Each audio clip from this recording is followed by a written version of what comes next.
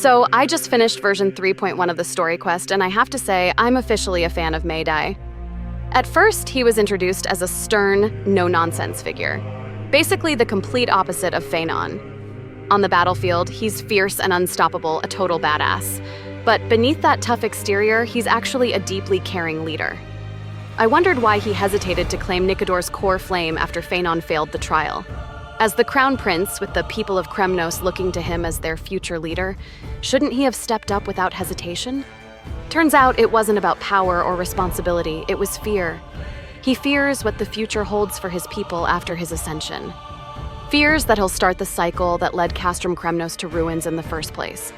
And that, to me, makes him a great leader. There are two types of leaders I admire: those who inspire their people and those who truly care for them. Long story short, he ended up taking the core flame, and after becoming a demigod, he made a bold choice, ending the Kremnoan dynasty. That way, the bloody cycle and the past mistakes won't repeat. Then he headed to Castrum Kremnos, alone to fight the Black Tide. Mydei's character development is an absolute win, and I love it. This is how you make a character appealing through storytelling. I'm sure many players feel the same way and are now considering pulling on his banner. So let's take a look at his playable version and see how many of his abilities from the story made it into gameplay.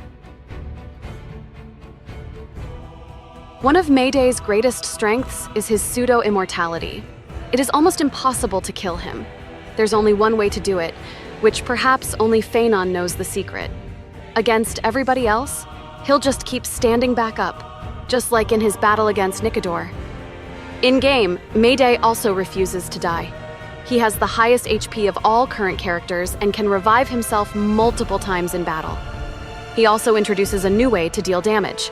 Instead of consuming skill points, he sacrifices his own HP, making him an SP-neutral character. He has a point system which can be charged up to 200 points. For every 1% HP lost, he accumulates 1 point of charge. After reaching 100 points, he will enter the Vendetta state, which is the core of his gameplay. During Vendetta, Mydei becomes immune to crowd control. His max HP increases by 50%, and at the start of every turn, he automatically unleashes an enhanced skill called Kingslayer Be King. Most characters will stop here, but our handsome demigod is a different breed. When he hits 150 points, he immediately gains an extra turn and unleashes the super enhanced version of his skill, Godslayer Be God. Yes, Mydei has 2 levels of skill enhancement. The key difference, aside from damage, is HP consumption. His normal skill consumes 50% of his current HP.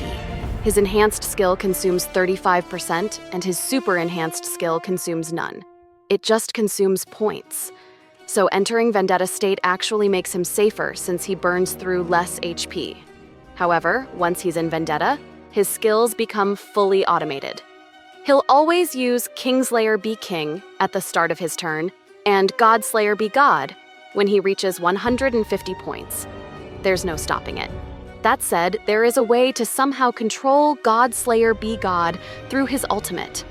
Since his ultimate grants 20 points and prioritizes attacking a designated enemy unit next turn, this allows some degree of control over the release timing and target of Godslayer Be God. Pretty cool, huh? Now, you might think his damage multipliers look low, but don't be mistaken. Since his damage scales off his max HP, which is several times higher than a typical character's attack, the multipliers are balanced accordingly. And remember when I said he could revive himself?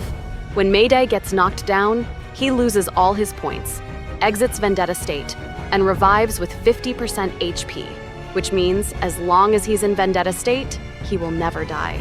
And it gets even better. One of his traces enhances this ability, allowing him to survive up to 3 fatal blows before finally exiting Vendetta state. A character with this level of survivability would be an insane tank in an MMORPG. And guess what? Hoyoverse knew it. His ultimate doesn't just grant points. It also taunts enemies for 2 turns. This gives players strategic flexibility when positioning their team. For example, if his teammates are squishy, Mydei can be placed in positions 1 or 4 with adjacent characters being high HP survival build. If the team has good sustain, placing energy-hungry characters beside Mydei increases the chance of regenerating energy when taking blast damage. In summary, while Mydei isn't the first HP scaling character, he brings a fresh and unique gameplay experience. Now let's dive into his gears.